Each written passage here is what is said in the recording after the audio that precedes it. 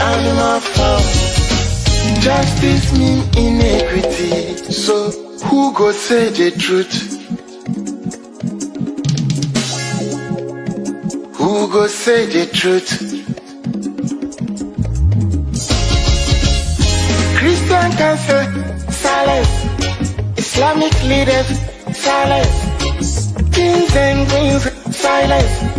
Traditional leaders silence. So who go say the truth? We are them go so confused the call. Now by area why no better. We are them go so confused the call. One guy's out here why no better. Who go say the truth? Who go say the truth?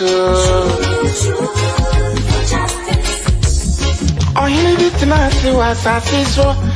Now your friend on a nine come at them.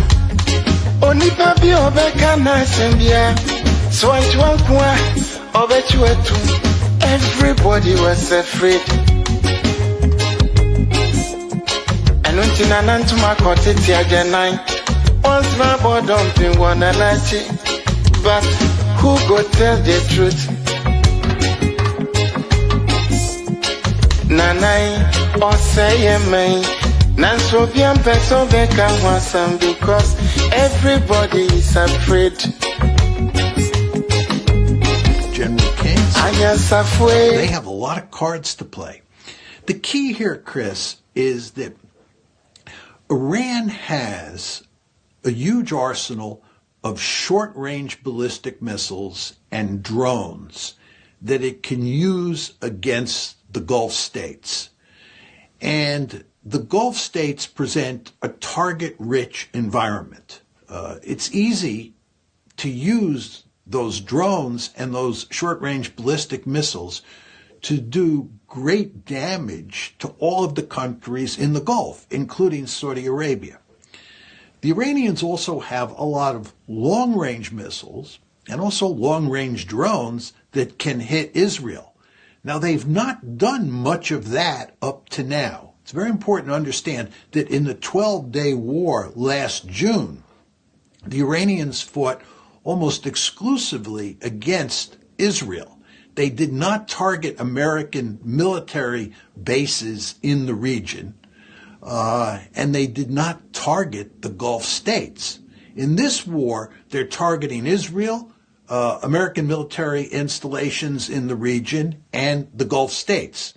And in the first part of the war, up to pretty much now, they've concentrated mainly on attacking American installations and attacking the Gulf states. But they have announced that they are now beginning to switch the focus, and they're going to concentrate much more on attacking Israel. And they have the long-range ballistic missiles, and they have drones, which they can use to hit Israel. And the problem that the Israelis face, and of course this is a problem that the Americans face, is that we only have a finite number of defensive missiles that can be used to shoot down those incoming ballistic missiles. And even when we use those defensive missiles, they oftentimes don't hit the incoming Iranian ballistic missile. So we have this situation in the Gulf and in Israel where the Iranians have the capability to pound all of those countries for a long period of time. And there's nothing we can do about it. And in fact, as time goes by, our ability to shoot down those missiles, shoot down the drones, decreases. It doesn't flatline, and it certainly doesn't increase. It decreases. So the Iranians have a serious set of military options against us. And what this means, Chris, is that as we walk up the escalation ladder, and that's what we're likely to do if we can't find an off-ramp, and I don't think we're going to find an off-ramp. If we don't find an off-ramp, I think what we'll do is march up the escalation ladder. And of course, Pete Hegseth and Donald Trump will say we have escalation dominance as you go up that escalation ladder. But I don't think that's true. I think the Iranians have powerful cards to play, and therefore we are in a really terrible situation. What does that escalation ladder look like? What will that mean? They're already carrying out virtually saturation bombing of Tehran. Not yet. They're pounding Iran. There's no question about that. And they're pounding Tehran. But they have not killed more than 1,500 people. I mean, it's terribly regrettable that they've even killed one person, much less 1,500 or whatever the number is. But they have not gone that far. The Israelis and the Americans have not gone that far up the escalation ladder. And in a very important way, there's evidence that the Americans are discouraging the Israelis for going too far and too fast up the escalation ladder, because we understand that the Iranians have a second strike capability. The Israelis don't care that much, because the Israelis want to see us get deeply involved in this war and destroy Iran. They'd like us to level every city in Iran, break the country apart. But Trump does not, at this point, want to go down that road. But I think what happens here, Chris, as we march up the escalation ladder, is that we target civilian areas. We end up killing larger and larger numbers of people. And furthermore, we begin to flirt with the idea of tearing apart Iran's petroleum infrastructure and maybe their desalination plants as well. We begin to really try to throttle the regime, to strangle it. And again, this involves not just simply killing people, which I think if you get desperate enough, you'll do. The Israelis, of course, would have no problem doing that. And ultimately, I think if we got desperate enough, we would not either. But again, the problem is we do those things, the Iranians will retaliate. If we go after energy infrastructure in Iran, the Iranians will go after more and more energy infrastructure in the Gulf, in Gulf states. If we go after desalination plants, they'll go after desalination plants in places like Saudi Arabia and Israel itself. I think the Israelis have 4 or 5 big desalination plants that they depend heavily on. And I think the Iranians will be incentivized to take them out if we, or the Israelis, or both of us, go after their desalination plants. So you can see that as we go up the escalation ladder, the Iranians will go up with us. And I don't see how you can make the case that we have escalation dominance in any meaningful way, especially when you take into account the fact that the historical record is quite clear here that countries can suffer enormous amounts of punishment in these sorts of air campaigns, and the population does not rise up against the government and overthrow it. And in fact, what happens in most of those cases, if not all those cases, is that the population rallies around the flag. So if we think, or the Israelis think, that killing Iranian civilians is going to put pressure on the government to quit the war, I think that is erroneous.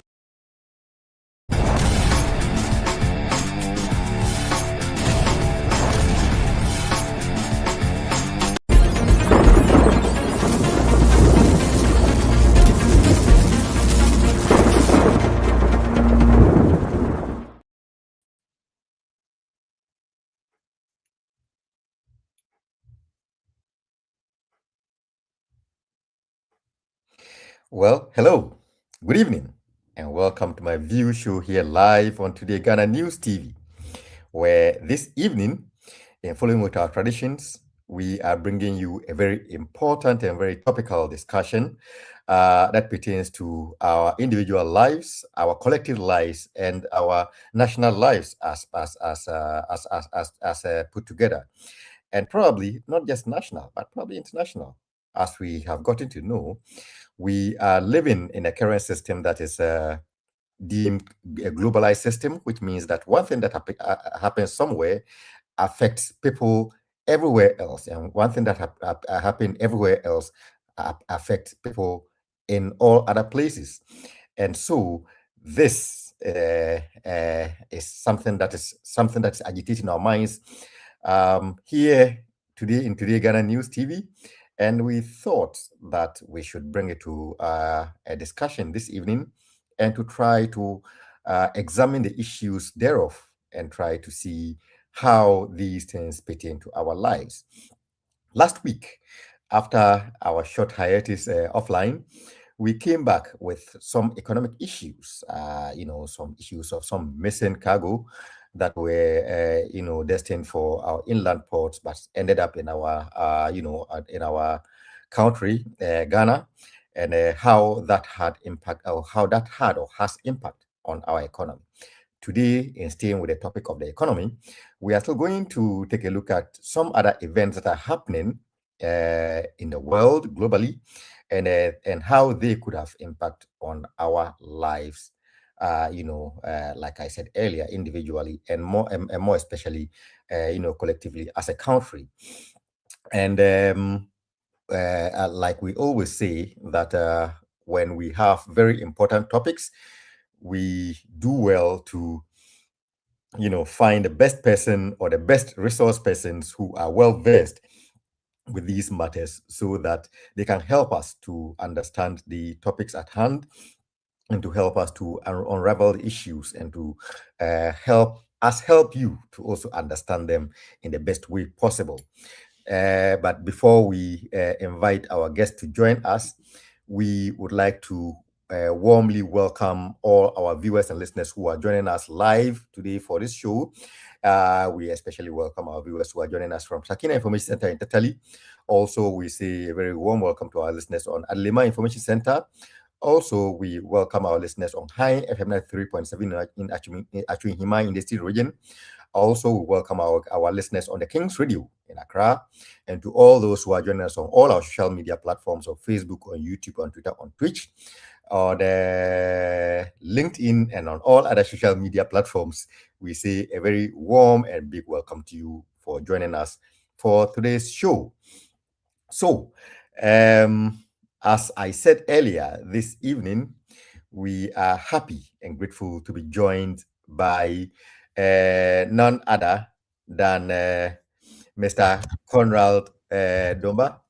Mr. Dumba is the chairman of the UK Ireland, NDC chapter, and he has made time this evening to join us for us to discuss our topic for today. As you might have seen from the introduction, it's got to do with the how to caption this war. It's a war that involves a lot of people. But let's start from where it started from. Let's say the war, U.S. Israel versus Iran war. We probably would untangle this as we go along in the show to see how it involves other people and who else is involved in this war as we move along. Mr. Dumba, good evening to you. Good evening, my brother, and a very good evening to all your dear and cherished viewers. It's been a while since we spent time in their, if you like, much cherished company. So yes. I'm glad to be here with them. Indeed, it's been a while. The last time that we spoke, I think that was sometime last year, shortly after the elections. Around that time, it was there were a lot of good things happening. A lot of good things happening. I don't know whether there are still good things. We'll get into those. But one thing that definitely isn't very good, which is something we are hearing this evening, is the fact that, unfortunately, as we are still recovering from the unfortunate events of, I think, the August crash of helicopter crash last year, sometime this afternoon, around Tema, we happen to have another crash again. Sometime in Tema, where we have a light helicopter crash that unfortunately took the lives of two of our compatriots. Our thoughts and prayers go to the family and friends of those who were involved in the crash.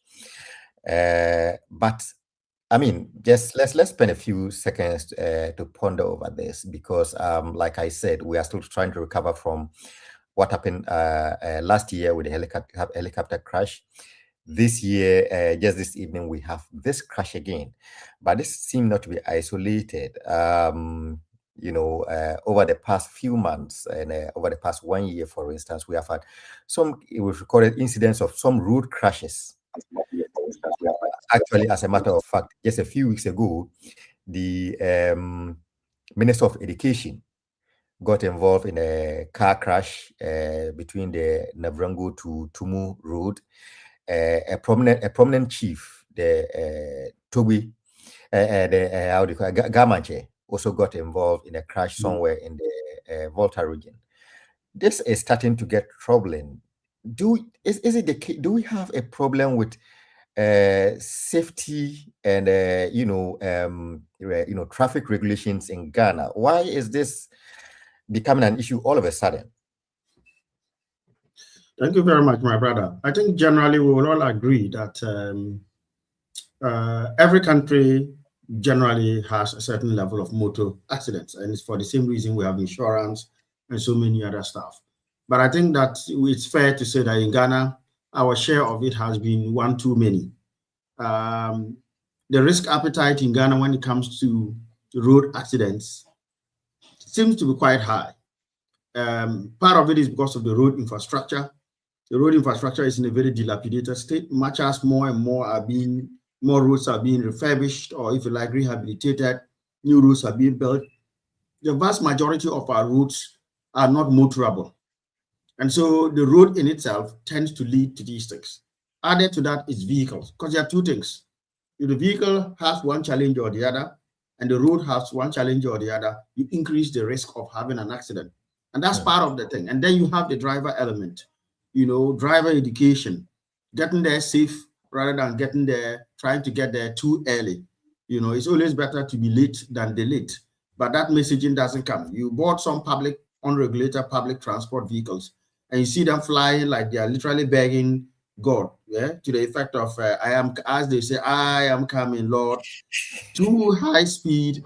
Even when there are potholes, they fly through it like they are daredevil pilots. So that being said, accidents are always accidents. And for that same reason, just as we have domestic accidents at home, anything can happen. You could have everything in the right place and yet accidents will happen. So I think that our road network needs to be improved. Driver education needs to be improved. Enforcement of road or driving regulations need to be improved. I don't remember the last time. Chances are if you're overspeeding in Ghana and a policeman stops you, they are more likely to take something off you financially than to send you to the courts or give you penalty points and kind of stuff that happens in most other countries that moderates drivers, if you like, driving temperature in quotes. When it comes to the air situation, I know it's a bit too early. We are told that it's a light helicopter from one of these private. But I guess it just has to let the Ghana Civil Aviation, the regulatory bodies that deal with air transport, it needs to get them to sit up. I'm not saying they are sitting down. All I'm saying is they just need to be a little bit more aware of these instances, because patronage of air travel has gone up. The question is whether we don't know the reasons for this. Again, here it could always be down to the vehicle, the aircraft in this case, the helicopter, or it could be down to weather. It's usually one of those, because it's unusual for an aircraft to just fall out of the skies, and we know most of our aircraft don't come new. But then there has to be a certain diligent sense of making sure that these vehicles, whether they are air vehicles, if I may say so, or ground-based vehicles, have a good safety record in terms of regular servicing, regular checks.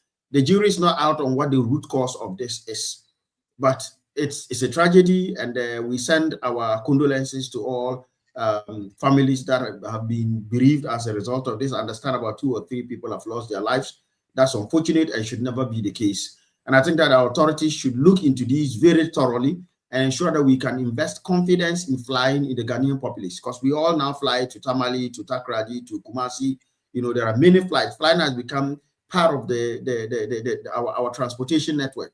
If it is safe and gets us there quicker, that's exactly what we want. So we send our condolences to all Ghanaians, to the good people of Tema, to the families that have lost loved ones, and of course to Sky Arrow. But we think that the regulators should do a thorough job of investigating why this has happened Unfortunately, though it came down in a residential area, nobody on the ground, it appears, was negatively impacted. And we thank God at least for that. But of course, for those who have passed to glory as a result of this, we wish them may the good Lord open his bosoms and then give them eternal rest.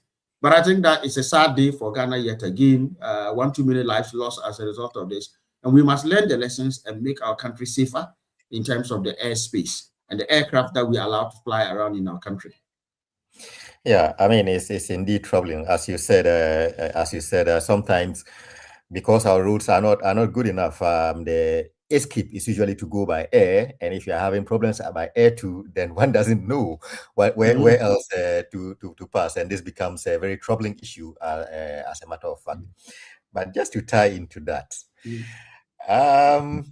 this week or over the weekend, we have had some matters brewing in terms of aviation and flying, and those matters stem from the fact that the president has come into a huge spotlight, as in the fact that he tends the accusation is that he has fallen into the habit of relying on his brother's private aircraft for his official tours.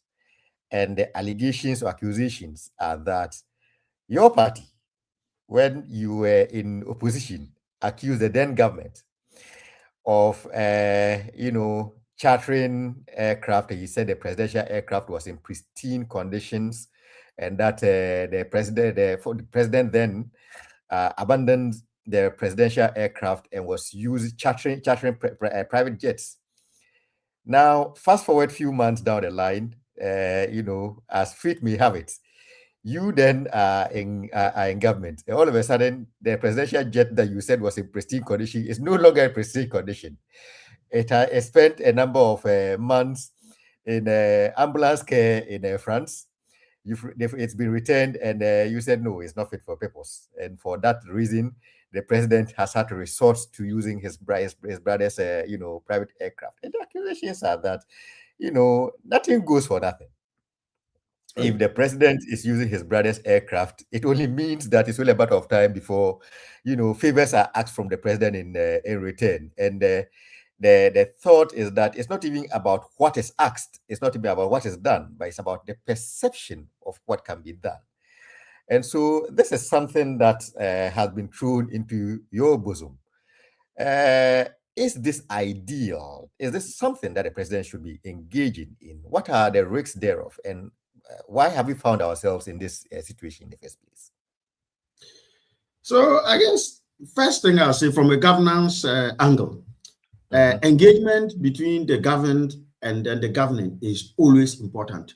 And that is a testimony to the fact that the governed are invested in the governing process and they're providing that feedback. So that feedback loop must never be shut down, as we had some time back, where anybody who spoke, even if it was as much as to just look at a certain private jet flying, they will visit you in the night with macho men and force armed robbers to rob you, political armed robbers to rob you. So it's quite refreshing that now you can look wherever you want. And even those who were the ones who were the Westerners in the past have the moral, if you like, courage to even try to now criticize something that is nowhere near a tenth of what they did. So it's a welcome news that Ghanaians must discuss these things. We must look into the merits or demerits of it and then come to a consensus. If Ghanaians say, listen, we don't want our president to be flying in this, and we are prepared to pay for it and so on and so forth, that's a conversation that must be had. But I think that to get into the crust of it, I think I did a conclusion before coming to the crust of it.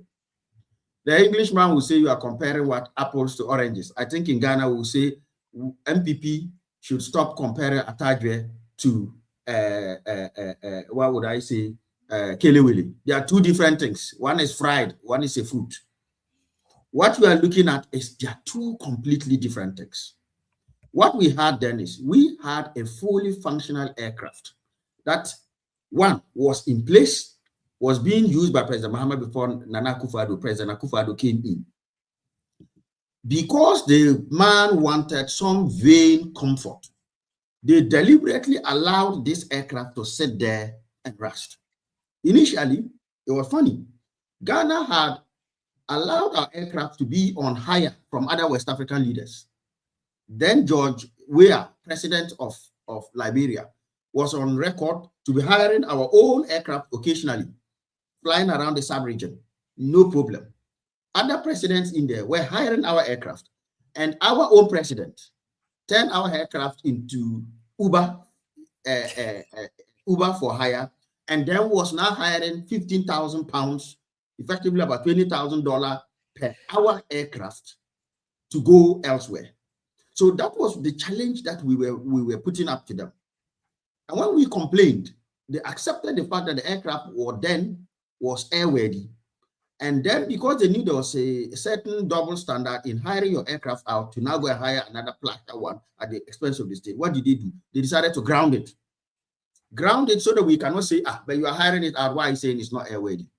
By grounding that aircraft for well over 2 to 3 years, no maintenance whatsoever. Nobody even went in to warm the airline. They just left it sitting there. It rusted. And you and I know, these are vehicles, you need regular inspection. Now, if you then, by the time we took over, an inspection of it showed that the aircraft had now got airworthy issues. If you have rust on an aircraft, you are not putting your president on there. And it's because they were not using it and they were not maintaining it. They decided to just pack it there like that, so that they won't hire it out and will say, you are hiring out and hiring another one. That is why we've now had to take it to France for them to repair. In fact, in the end, it was looked at as, even though repairs are on it, it is not airworthy.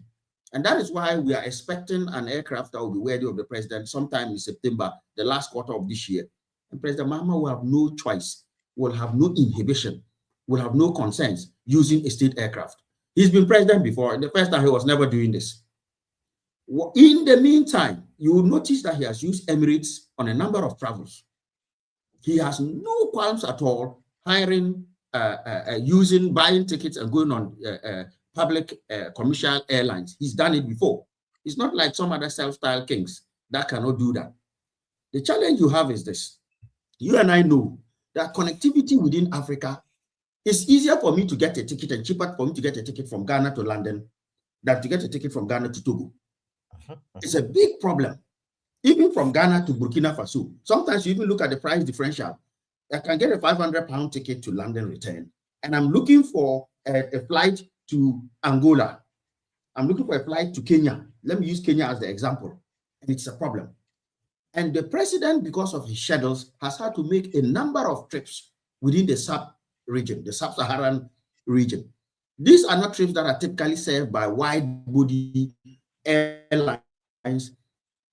Sometimes you have to fly. I had a friend who was going to Algeria, connect to Algeria, and it was what? So certainly more convenient, because there are fewer flights from Ghana direct to Algeria. Those are the kind of situations you have. So now here is the case. If the president was to then go and incur financial cost, if the president was to tell me, I'm going to hire a 15,000 pound an hour airline to take me to Kenya for the summit, I would have also had the same issue. I said, no, it's the exact same thing that the MPP did. But that's not what's happening here. At no cost to the public purse, the president's brother, and bear in mind, President Mahama is not the only person that the president's brother has been charitable to. This is the same president's brother who dredged Odona for free when others went and collected $230 million from World Bank and it ended up under their beds, right? This is the same person. Not too long ago, there's an MPP MP who came to testify that he had an accident and Ibrahim Mahama called and made them use his private jet to fly this guy out. This is the same person who's just bought a new aircraft and has converted his previous jet, the one President Mahama has been flying for a while, converted it to an air ambulance free of charge for any Ghanaian. Meaning you and I, if at any point in time we're in Ghana and we need medical evacuation, he's happy for it to be done. What is he going to get from us? What did he get from the MPP MP that was flown on it? He's a generous man. He's giving to the president. He's giving to Ghana at zero cost. Compare flying 15,000 pounds an hour to flying zero. So we should be thanking Ibrahim Mahama, for the favor he's doing Ghana, he's saving Ghana money. He's saving the public purse. How can we compare this? The man has given, and look, by the way, he has not got any government contracts. Ibrahim Mahama, engineer and planners, do not have any government contracts. For the benefit of MPPs who did not hear me, he does not have any government contracts. We know the business he does.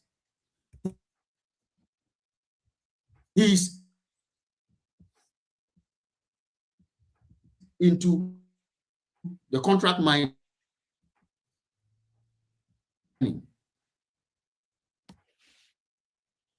A lot of the all that they use, he was solely running on government contracts, like my good friend Kennedy Japan or other businessmen who have interest in government and they are providing services. Then the concept of conflict of interest arises. Where you have an interest in government and there's a conflict between your personal interest and that of government, then you can say, oh, maybe when he's coming for a contract, we'll do al-baraka for him. That doesn't arise.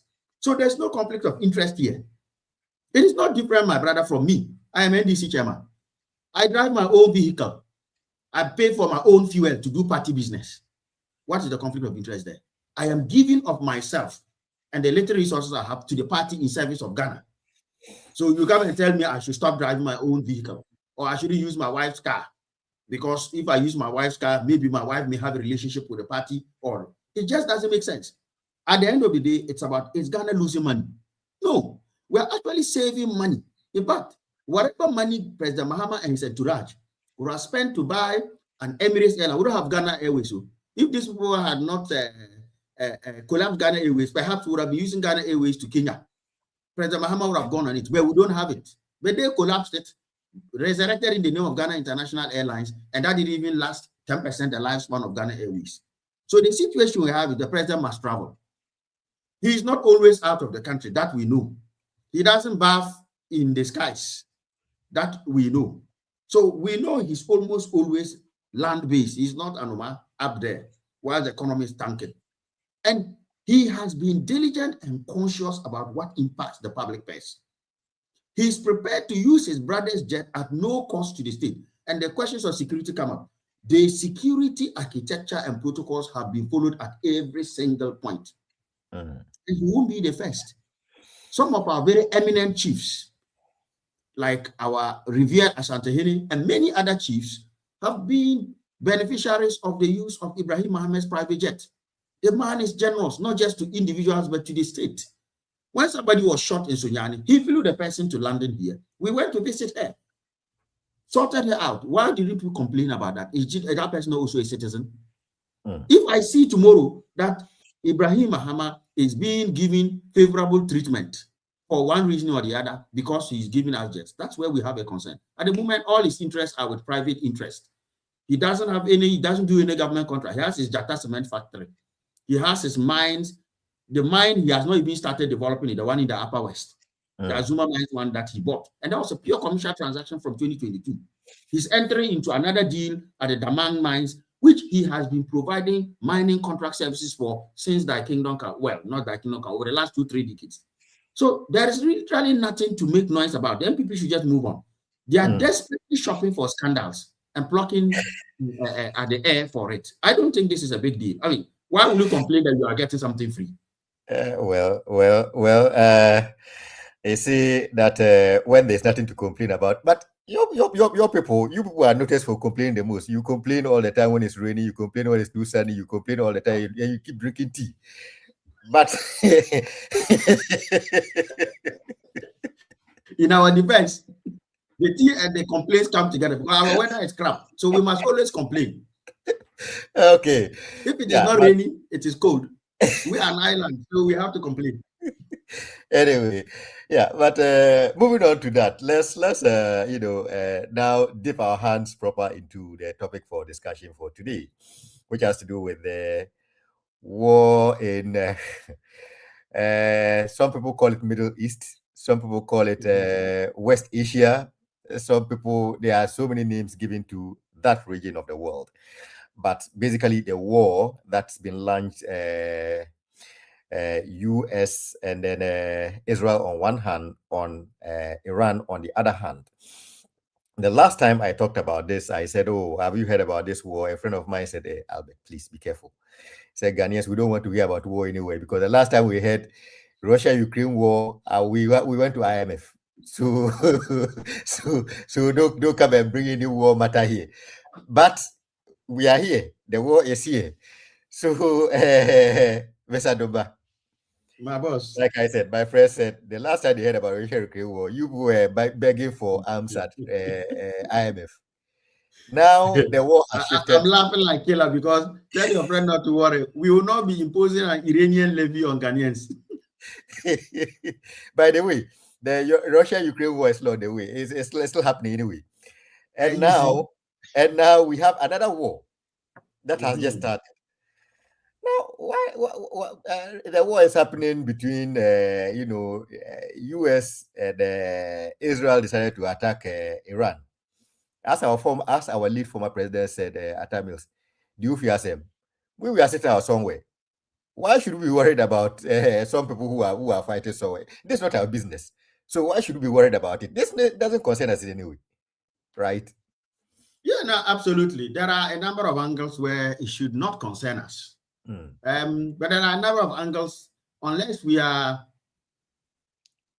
a country that has pulled up our drawbridge and we're not connected in any way, then there are a number of reasons we should be concerned. And of course, every country in this world now is connected. Gone are the days of, in fact, there's an age-old adage that says no man is an island. And to that extent, no country is an island. Even Britain, as an example, that is an island. I can tell you that that island is metaphorical in all senses. We are very much connected to the global world. And when Venezuela went up and Trump went there and defied the sovereignty of another country and illegally, and we must be clear on that. What is good for the goose is good for the gander. If anybody had gone to kidnap the president of the United States, would have all been up in arms. So it will be hypocritical for us to go clapping that they have gone to kidnap another head of state. Sovereignty means the people in that country choose. If they choose Sasabonsa, that is their choice. It doesn't concern us. That is not our business. Nobody tells us how to run our country, so we shouldn't be telling others, So unfortunately, now just 2 weeks, a little over 2 weeks now, this is probably the 17th day today, this misadventure went. Kojo Trump decided to go together with Kushin Netanyahu, go and do their own thing. That, first and foremost, every well-reasoned person must condemn in no uncertain terms. It doesn't matter whether you support Israel or US or whether you support Iran. Going to attack another country is always wrong, wrong, wrong, especially when you're in the middle of negotiations. And as you can see, from a geopolitical perspective, everybody struggles to explain why they went there. Even Trump himself will tell you, they were a clear and present threat. There was no way Iran was going to go all the way to the US to attack them. That's a fact. Neither was Iran going to attack Israel unless they were. We have seen it. Even when there was an attack, not about a couple of months ago, the last time they went and bombed, how did it end? So I think that this war is misplaced. This is not a war to defend anything. This is a war, in my mind, that is groundless. And it will go down in history as one of the most baseless wars. We have at times when we want an intervention like in Rwanda to try and save people from a genocide. This is nowhere near that. It doesn't meet the test. And when you go around, don't even take me my word for it. Everybody, even those who call for it now, can realize, so what are we there for? What are we fighting for? It has impacted Ghana. Of course, nobody can say that geopolitical and global issues like this will never impact any country. It also depends on the country in place. For example, Ukraine-Russia war, it didn't have much of an impact with Ghana. Why? Because our trade with Ukraine was basically import no less than 5%. In fact, even with Russia, Ukraine was very little. We did literally nothing with Ukraine. But in terms of our total trade with Russia, it was about 2% imports and 1% export in terms of relative to our GDP. So it was quite minimal, right? Of course, it jacked up oil prices, and then very quickly it was brought down. There were other alternatives and so on and so forth. But you can see that what has happened now, straight away, the Strait of Hormuz, via which about 20% of the world's oil and even larger percentage of LPG passes, was never closed during the Ukraine-Russia war. Because once you close that strait, you take 20% of supply out. And if 20% of supply comes out and then demand outstrips supply, price will have to adjust upwards in respect of that. And that's why you will notice that in the very first few days, in fact, within 24, 48 hours of the attack happening, markets plummeted across the globe and oil prices flew from about $79, $72 a barrel to as high as almost $120 a barrel before paring back. In fact, even though Trump and the IEA, the International Energy, whatever it is, decided that they were going to pump as much as 400 million barrels of oil into the market to stabilize it, they wasn't going to do anything. Why? Because we consume about 100 million barrels of oil a day. So if they put 400 in there, that will only accommodate about 4 days, and we're back to square one. And you can see that it's back there. In the UK here, for example, petrol prices shot up from about 128 now to about 148 pence. Diesel is even selling for about 167. Just today I was driving around and some of the fuel costs are about 167. More than 20p, some places more than 40 pence increase. So you are seeing a huge impact on it. You look at, in fact, some of the countries that are so much reliant on oil from West Asia. You look at Iran, the Gulf countries, Saudi Arabia, Oman, Bahrain, the United Arab Emirates, all of those people, those of them that Iraq, oil to many countries is what? Literally stripped down now. So you look, there are some countries, for example, like the Philippines is an example, Pakistan. They have reduced their work days from 5 days to 4 days to help conserve fuel. You have some countries that have now even, like Sri Lanka and the like, they've had to ask people, you need to go and register online before you can go and buy fuel. They're trying to conserve as much fuel. One of the reasons is because you don't know when this escapade will stop. So countries, as much as possible, are trying to make sure they don't run out of their strategic reserves. In fact, Thailand as a country has mandated that all government workers must work from home going forward. Because if you are not working from home, when you are going to the office and you are driving, even if you are on your tuk-tuk, you are going to a fuel station to go and get fuel on it, motorbike or whatever it is. You are going there, which means that you are helping to. So you can already see the impact on global oil prices. In most countries, like in the UK, oil prices have gone up by double digits. And you can see that in Ghana. And for us, from an economic perspective, the greatest tragedy is this. And you see, first and foremost, we have secured so many good gains. We didn't need this war. This was a misplaced war. If I speak selfishly as a Ghanaian, we came in, this administration came in and brought inflation down from 23.8% down to about 3.3% as of last month in February. Fuel prices came down from about as high as 17 down to 9.9 cedis, 90 pesos. So there have been significant gains. And you can see everything is heading in the right direction. The last thing we needed was this reckless war, in my view. And I don't care whether your favorite is Banku or your favorite is Akple. What is important is that we must all agree that we use maize to make both. So I don't care whether your favorite is Iran or your favorite is Israel or US. What we all agree, this is a misplaced war. And there are no goals in this war that will be achieved. As we can see now, the Americans have done their part to throw as many bombs and missiles as they can. The Iranians have also done their part to make sure now that the Iron Dome in Israel has now become an iron sieve. So now they are also lobbing their fair share of missiles, and it's decimating cities like Jerusalem, cities like Tel Aviv, cities like Haifa, bombing refineries. You bomb their refinery, they also bomb your refinery. The Americans bombed the Kark Island, but they were at least smart enough to make sure they only bombed the military installations, that they didn't touch the oil export terminals there, because the Iranians, almost all of their oil is pumped up to that island, which has got deep ports. So almost 90% of their oil is exported from there, because the mainland Iranian coast has got shallow waters. So it's difficult for large tankers to go there. Trump at least did us credit by not bombing the oil installations, but only bombing military installations. We hope he won't go there, because it will make our situation worse. Now, everybody is suffering it. In Ghana, just today, fuel prices have had to go up. So now, a gallon, per liter, fuel has gone up. I think for petrol is now up to about 12.46. Star oil is selling at about 12 cedis, 40 pesos. So we've got almost a 3 cedi increase on it.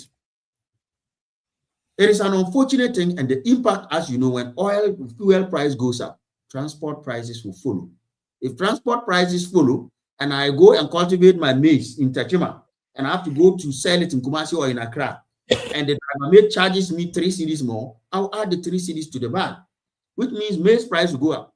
When maize price goes up, what does it mean? It means those of you who like white TZ, we the local boys that eat millet and red TZ, we were safe, because they'll cultivate it in my village and then it's from farm to pot. So I'm at least safe. Those of you that like sophisticated white TZ from the white maize coming from Techima, your TZ price will go up. Those who like Kenke, when the maize is coming, the price will go up. So food prices will go up, and food price inflation has significantly come down. So it's unfortunate, but it's going to affect us.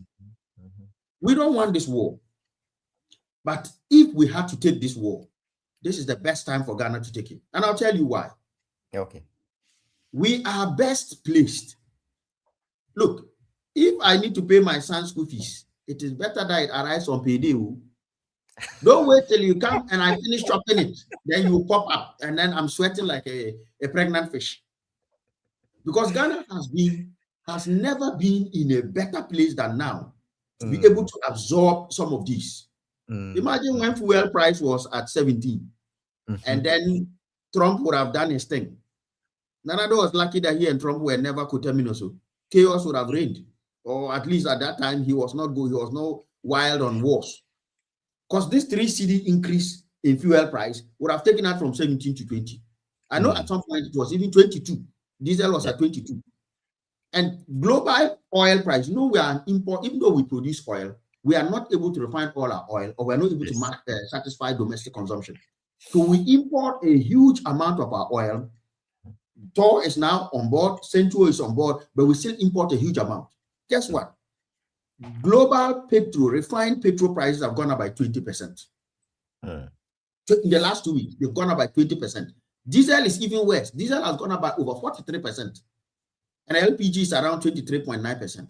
So if you imagine the fact that petrol that is being imported by Goyle, is being imported by Star Oil, is being imported by name who your favorite oil retailer is, has gone up by 19%.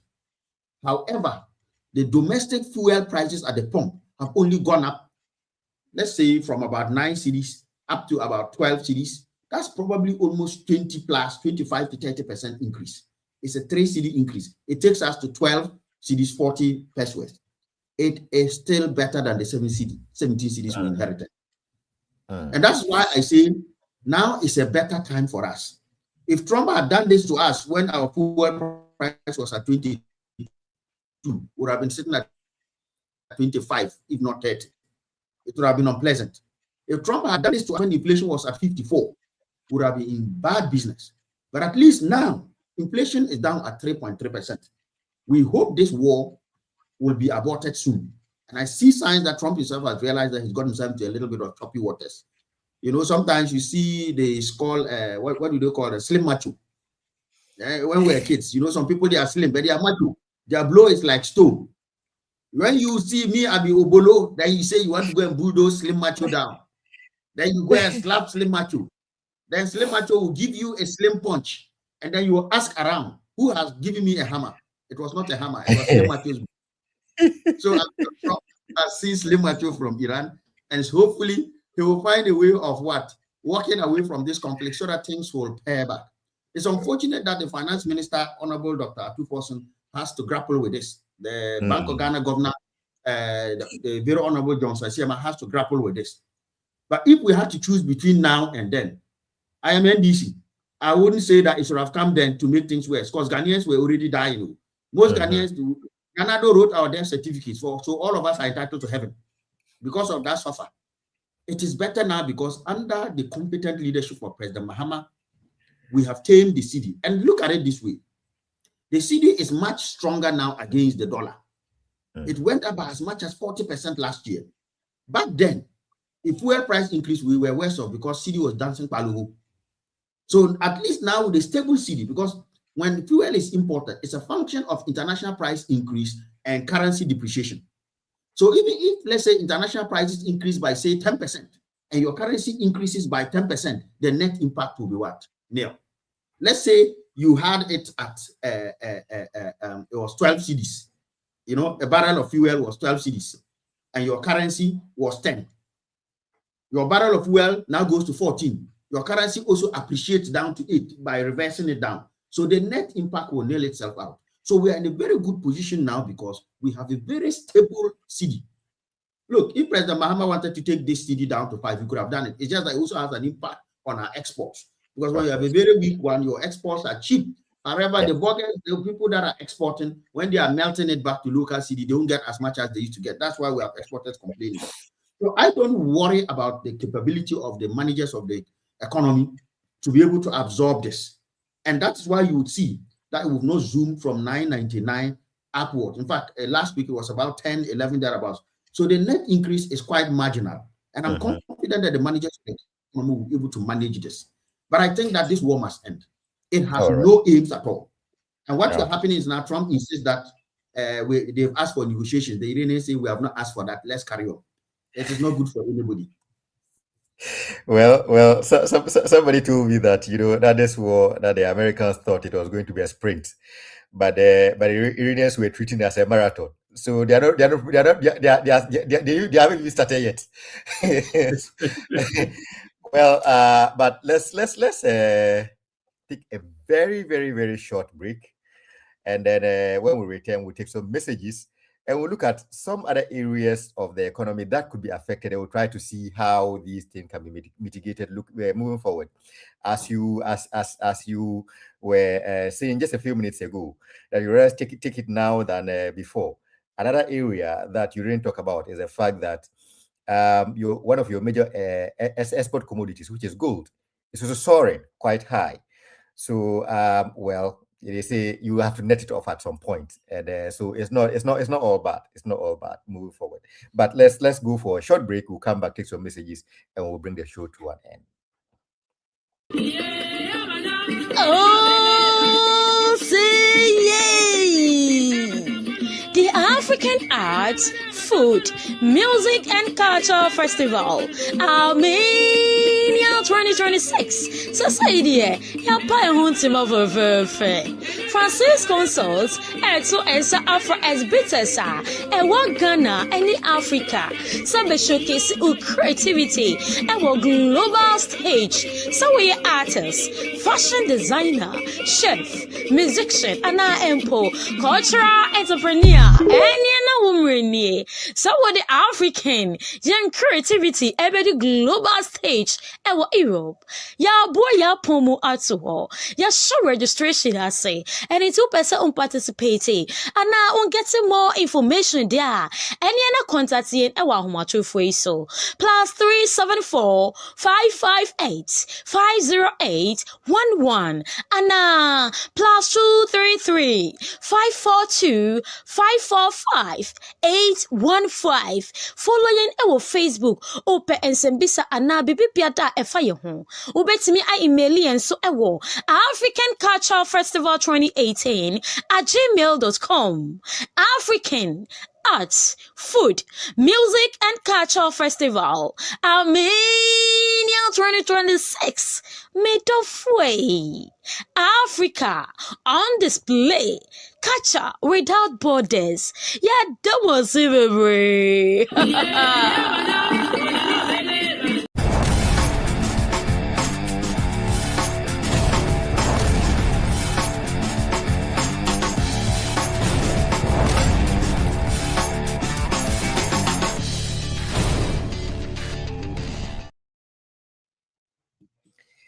Indeed, welcome back to MyView Show here live on TodayGhanaNews TV, where this evening we are happy to be joined by Mr. Conrad Dumba, who is the chairman of the NDC UK Ireland chapter, and we are discussing the US-Israel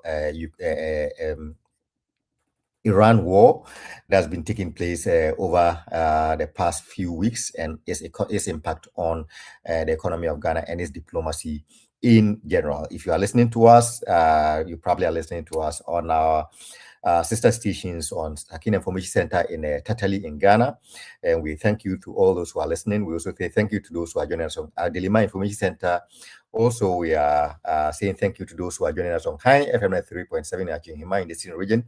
Also, we are saying thank you to our listeners on the King's Radio in Accra, and for all those who are joining us on all social media platforms, on Facebook, on YouTube, on Twitter, on Twitch, on Instagram, on LinkedIn, on whichever platform that you are joining us on.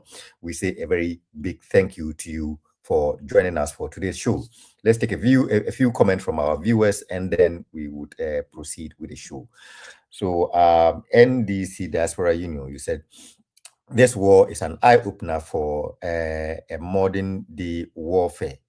Well, it is, but we're not hoping for warfare in this modern days.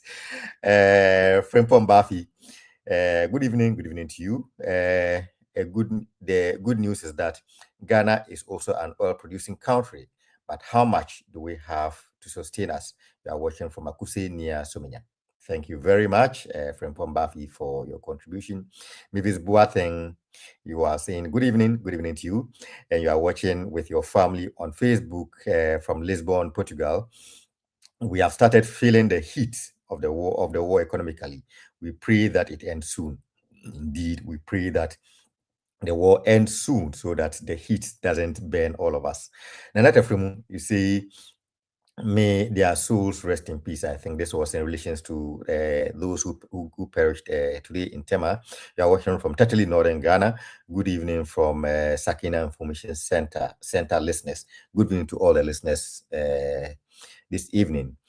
Benjamin Aji, you said good evening to Chairman Conrad. Good evening, Benjamin. I guess you are in UK, Ireland. Robert Kimpi, you say thank you, Conrad Domba. You are making a solid point on the aviation issue. May they rest in peace. Thank you very much, Robert Kimpi, for your comment. Vida Kwatua. Sorry if I didn't get it right. Good evening, Chairman Domba. Good evening, Vida, for your comment. Jaframa TV, you say good evening. The opposition is quickly looking for scandals, but they won't get it. You are watching from Rara in OT region. Thank you very much, Jaframa TV. Sekapa family, rather. You said it's always a privilege to listen to Comrade Domba. You are watching from Jumapu near Koforidio. Thank you very much, Sekapa. Zibodi Efua, you say I am getting educated this evening. This show needs to be repeated. You are watching from Sunyani. Thank you very much if you are for joining us. Vida, again, you are joining us. Chairman doesn't cease to make me laugh. While comparing to Keleweli, and also reminder to where Cecilia Dapa kept the money. Thank you very much, Vida. Lady Mal _2. You see more fire, Mr. Domba. You are making a solid point. Thank you for the education. You are watching on Twitch from St. Petersburg in Russia. Benjamin Eji, join us again. You say good submission, Chairman. Well explained. Thank you very much, Benjamin, for joining us. Becky Stone, you say MPP took a similar action when Engineers and Planners Association associated with Ibrahim Mahama prospered utilizing his expertise and resources to conduct dredging operations on the Odo Lagoon, aiming to improve its water flow and environmental conditions. Yes, thank you very much for reminding us. Nyame Yao Boy, you said you are watching from OT region. Thank you very much, Nyame, for always joining us. K.O., you said the war is needless. Actually, some people call it a war of choice, a war that what nobody called for, but only a few people decided that this is a war that they wanted to embark on. Abrasu Sunu, you say the best chairman ever. Thank you very much, Abra, for joining us. So we say thank you to all our viewers and listeners who made time to join us this evening. We welcome back Mr. Dumba so that we would wrap up and bring this show to an end. Mr. Dumba, welcome back. Thank you. And thank you for the kind messages from the great and good listeners of this show. Well, you have a way of captivating them anytime you join. so No, Kelewele is my favorite, so I can't get away without bringing it in. So I'll leave that one for my brothers. You always find a way of smuggling Kelewele in. Anyway, yes. So as we were discussing, as we were talking, let's talk about some of the negative effects on this. Then we move to how to mitigate it, and then we bring the show to an end. You talked about the rising prices of fuel, but we are also getting to realize that it's not only fuel that we have to bother about. That actually, one thing that we need to be very bothered about is fertilizer and the cost of it. Unlike fuel, where most countries stockpile, most countries never stockpile fertilizer, and about a third of uranium and whatever that we use to produce fertilizer come from this part of the world. And in most places in the US and other places, farmers have already started crying already. And they are praying that the war comes to an end soon, because if it does not, the side effect is that cost of production of agricultural goods increases astronomically. And as a net importer of food in a country like Ghana, definitely this touches on us. How do you assess this moving forward? Is there a way? How do you think this impacts on issues of food security moving forward in Ghana? So definitely, like you've rightly said, this will have a knock-on impact on countries that export a lot of fertilizer to our part of the world. Even where we have plants that produce fertilizer in Africa, they rely on gas, and of course, gas is also impacted. So definitely, this in the long term will have a certain impact if the war is sustained, and that's why we pray it shouldn't. I guess there's always a silver lining to in a cloud. We have a huge situation where we import oil from Europe and other countries, and in return, you have Nigeria exporting the same oil to those countries. So hopefully this will get us to a point where we switch and tailor our imports of refined fuel heavily from Dangote. Given that the Nigerian government is giving them, and the Nigerian government should also continue to make sure you give them more of the oil to refine, so that we have more intra-African trade. If we had more intra-African trade, we won't be so exposed to these things. So at least it gives us an opportunity to start thinking, why is it that any part of the world coughs and Africans have to what? They sneeze and Africans catch a cold. We must get our blankets. We must ensure that we are getting our oil imports from Angola. We are getting it from Nigeria. We are getting it from Libya. That way we are not impacted by this largely. Our gas imports, we should be getting them more and more from these fellow African countries, so that at least we are trading amongst ourselves, making ourselves richer and protecting ourselves. So that is one angle. But you're right. All of the urea, all of the gas that is required in fertilizer, it will have a knock-on impact.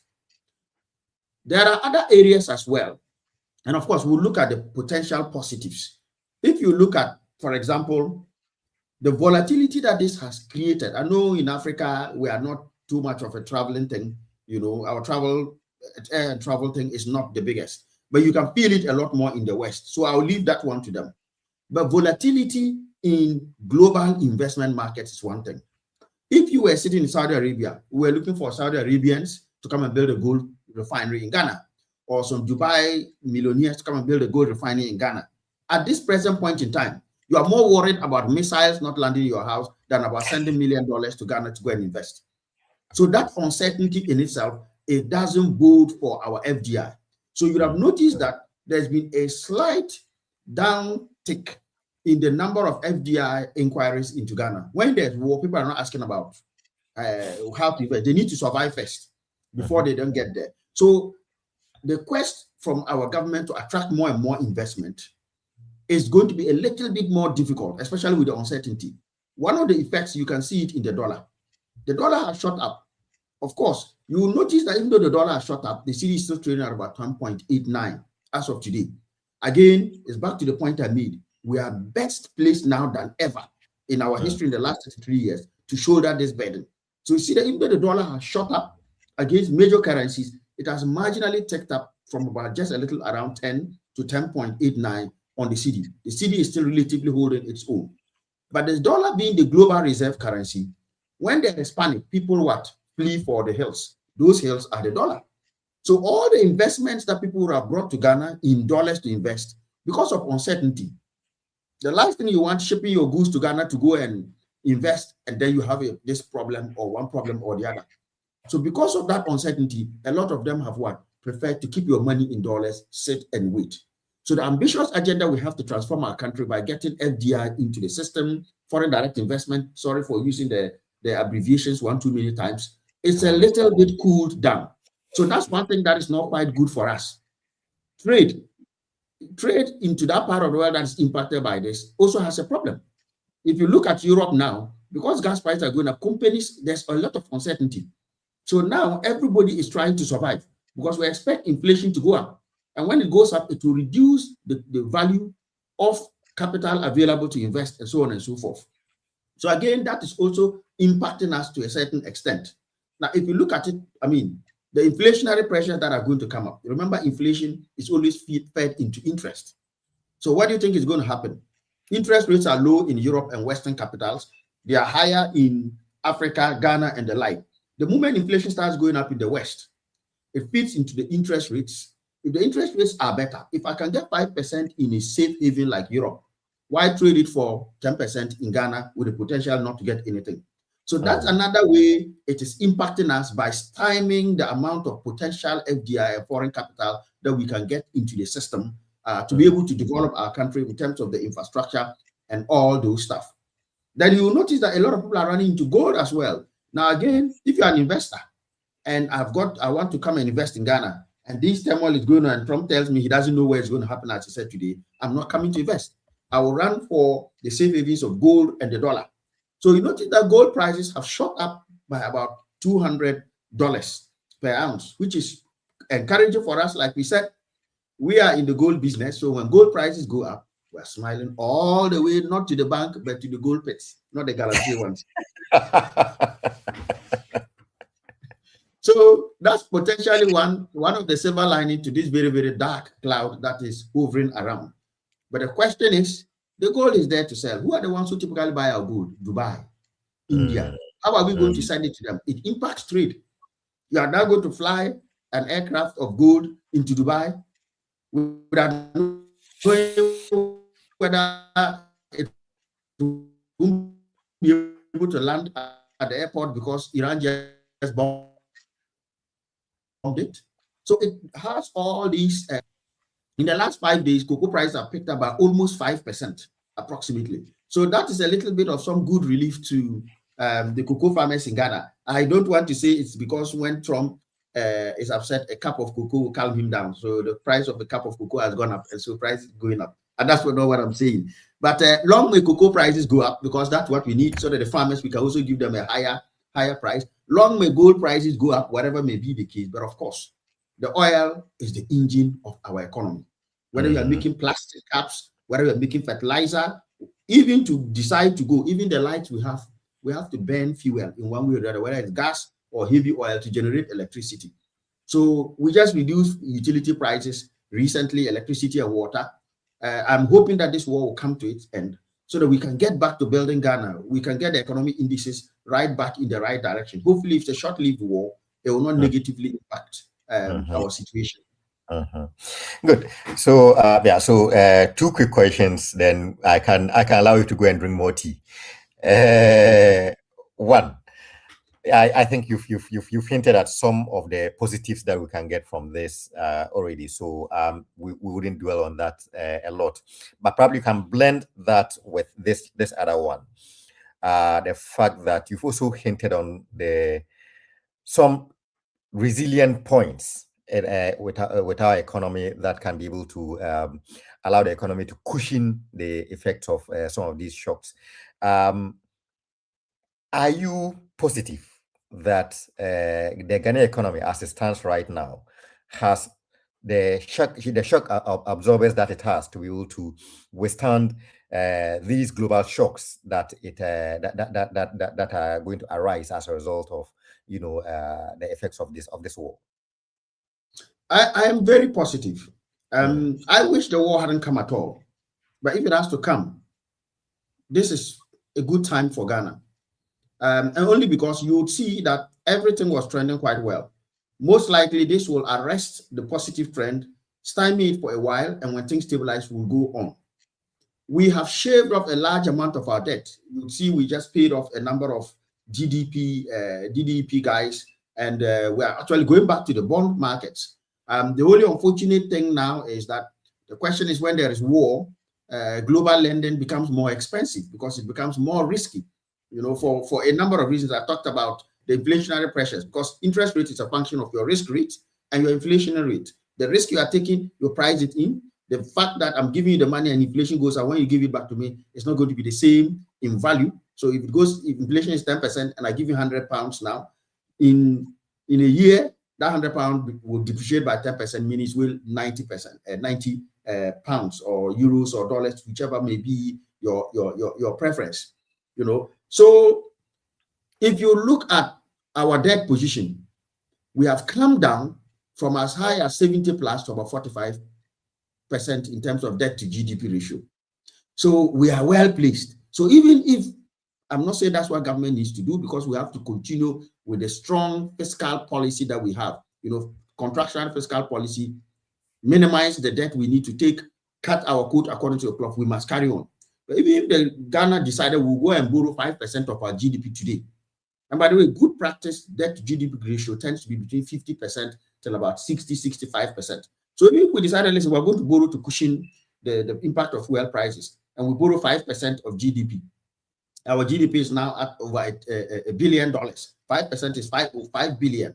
It will only take our debt to GDP from 45% to 50%, which is still within the good practice stage. And that's why I say we are better placed now. Imagine the days we were Roma at 70% plus. And those are the ones, the lower, the better. If you had gone 75, you are, in fact, at some point we hit 102%. Exactly. So imagine we were at that point, and could you Trump went on this line, and you add 5%, you have 107%, and would have been there. And so when you look at that, just take that metric alone, it means we have the fiscal headroom, the fiscal space to be able to borrow in the event of a contingency and not screw up our numbers or mess up our numbers. Apologies for the French. If you take inflation and say, listen, even if we decided not to do anything, and this feeds straight into pricing, fuel price has gone up, everything goes up. If inflation suddenly went up by 10% overnight because of all this, we're at 13%. 13% is almost half what was the case in December 2024. And 13% is something that others would have bitten their fingers for, not to compare, but I'm looking at a nationalistic perspective. In almost every aspect, if you look at the Ghana reference rate, that drives lending down to about 11.8%. So even if the rise in interest rates and all other risks leads to an increase in borrowing by even say another 5% or 10%, it will move from 11.8 to 21.8, which is still much lower than the 35% plus that we received. So there's significant headroom in almost all the key economic indicators that we have. We are better placed than before. We are able to digest our treasury bills easily.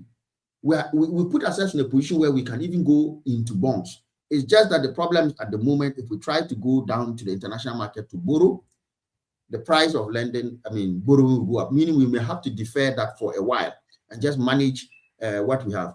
The unfortunate circumstance around that, or the impact of that, is that borrowing for investing in the Accra-Kumasi Expressway will become a bit challenging. But again, this also presents us an opportunity to tap into global capital, allow private investors to come in and build those kind of routes, and told them if they need to and make their money. There are examples of it in the UK here of the M6 Expressway. You are going to Birmingham from the Midlands, from the Kings and like. You get to the M6, you can either follow the slow one along Birmingham and stay in traffic, or you can go with the express one get paid about £4 or £5, and you zoom through in like 10 minutes. They made their money back. The M4 to Wales, 1967, they built it, they told it. When they finished making their money in about 50 years, they handed it over to government. So those opportunities are there. It will reduce government's exposure so that as much as practically possible, any public good that can be provided by the private sector at a reasonable cost and without government's exposure, we go down that route so that we can spend some of those public capital in the things that are, if you like, less difficult to be provided by private sector, if that makes sense. So I still agree that, look, it's going to have an impact on us, but we are better placed than if there's no single economic metric now that tells you that we are in a worship to shoulder this. And we must all be clear, whether it's Ukraine, Russia, whether it's Iran, US, Israel, we will always have external pressures, global external pressures coming. And that is why when President Mahama came, the first thing he did was to stabilize the situation and build the buffer. Now we have something in the sinking fund. So worst case scenario, if we decide, listen, let's take something from the sinking funds and let's put it to cushion fuel prices and so on and so forth, we will still be better. Unfortunately, and we are not complaining, but you won't believe it. Remember the heritage fund that Osafo tried to dip his hands in and we complained and they backed off. They didn't come to us publicly again. They didn't go to parliament again to say we want to pass law. They just went through the back door and they finished it. Stabilization fund, they brought it to zero. Heritage fund, the one who was supposed to do Dachi, they cleared it before Oforiatta went looking for Dachi bonds. But we thank God that we have a savior and President Mahama who has come to prepare us now to be able to absorb some of these shocks without subjecting Ghanaians to the full rigors of these global events. Wonderful. So just before we let you go this evening, in a sentence, you've talked about the bad sides of the war. You've tried to give us the silver lining. So put everything together. Should Ghanaians be worried? I think that if I were a Ghanaian sitting now, knowing what I know, I will not panic. I will worry that the world is going up in flames. I will worry that people think now I can just sit down and decide which country am I going for. Let me go and kidnap that president. Let me starve Cubans. Let me go and bomb Iran. That is a dangerous trend. Because if we carry on like that, tomorrow Ibrahim Traore can just decide that let me invade Nigeria and then we can't say anything. So that destruction of the global world order is something that should worry those who, in the words of the late President Mills, they do not see their fears. Those who want to follow other countries. We don't want Ghana being bombed because we have refused to vote for the US at the UN Security Council resolution. So that's what we should be worried about. We should also be worried if this war goes on for too long, because no matter how many buffers you have, it can come back. But should we be worried that the managers of the economy will pass the buck fully and refuse to take responsibility and subject Ghanaians to the full rigors and impact as has happened in the past? No. For an Iranian land have built enough buffers, and even where there are no buffers, they have very smart and innovative approaches to handling these kind of things to make sure that they shield Ghanaians, they protect Ghanaians. So from an economic impact perspective, I'll say to Ghanaians, we don't need to worry too much. I believe that this war will end soon and very soon, because the people who have decided to go to war, they are now realizing that it's wrong. That being said, we should all offer a prayer that this war comes to an end. We should offer a prayer that innocent people caught in the crossfires, whether they are from Iran, they are from Israel, they are from Dubai, they are Americans, that the innocent are not harmed. And we pray that the war comes to the soonest possible end. And with that, I also offer my little prayer to every single person impacted by it. Well, the last time I heard, the country in which you reside, and even Ghana was being invited to partake in the war. So we'll take our fufu pestles, wamafu, and then and go there. Unfortunately, Gambat got involved in it, and that's another thing Ghanaians, you see, is we have our Ghana battalion in Lebanon. Unfortunately, I'm told that some Israeli missiles destroyed their officers' mess when some of them were there. A couple of injuries, no fatalities, and we thank the Almighty for that. But I can see that at least the leadership in the UK now, they have learned not to be too follow. So they are wise. When they say, come with us, let's go and bomb, they say, you be going. They stay here. When Trump now says that, I was trying to clear the Strait of Hormuz, but it's not working. Do you want to come with me? Today I saw Keir Starmer saying that this is not something they want to do, because I don't think anybody wants to enjoy the pleasure of a Shahid drone or some Fatah missiles. So wise, we don't want another Iraq, so that we also chill here. You are closer to Iran than the US is, so you better be careful. When outsider come and say you should need to go and fight your neighbor, please tell him to be going, because when you finish fighting and he goes, you and your neighbor, you still be eyeballing each other every morning. Wonderful. It's always a pleasure having Chairman Dumba join us for the show. We are very grateful to you, Mr. Conrad Dumba, for joining us for today's show. As usual, you bring the show to life and you educate us. You bring humor to the show, and we are always happy to have you. And we are grateful to you that you have made time to join us this evening. We are most grateful. Thank you, my brother. And a shout out to all the UK and Ireland NDC chapter members, the fantastic chapter members. A shout out to all of them. Nottingham branch, you were fantastic on Saturday. As Oliver Moore said, I always say Oliver Twist asked for more. But this time, Oliver Moore is asking for a twist. On that note, good night. Good night to you. So thank you very much, Mr. Dumba, for making time to join us. And thank you to all our viewers and listeners who made time to join us this evening for the show. We say thank you to you, our viewers and listeners who made time to join us from Sakina Information Center in Tatali. Also, we say a very big thank you to our listeners on Adelema Information Center and High FM 93.7 at Chinyimai, just as we thank those who joined us from the King's Radio in Accra. And we're also grateful to all those who made time to join us from on all our social media platforms, on Facebook, on YouTube, on Twitter, on Twitch, on Instagram, on LinkedIn, and on all other social media platforms that you might have joined us on. We're grateful to you that you made time to join us this evening, and make time to join us next week again as we bring you yet another educative and informative program. Thank you. Good night. God bless you. God bless our homeland, Ghana. Stay safe. Stay blessed. Bye-bye. The country where I come from, the truth is an irony, just like animal farm. Justice mean inequity, so who go say the truth? Who go say the truth? Christian can say silence, Islamic leaders silence, kings and queens silence, traditional leaders silence. So who go say the truth? We are the workers of the call. Now, by a young way, no better. We are the workers of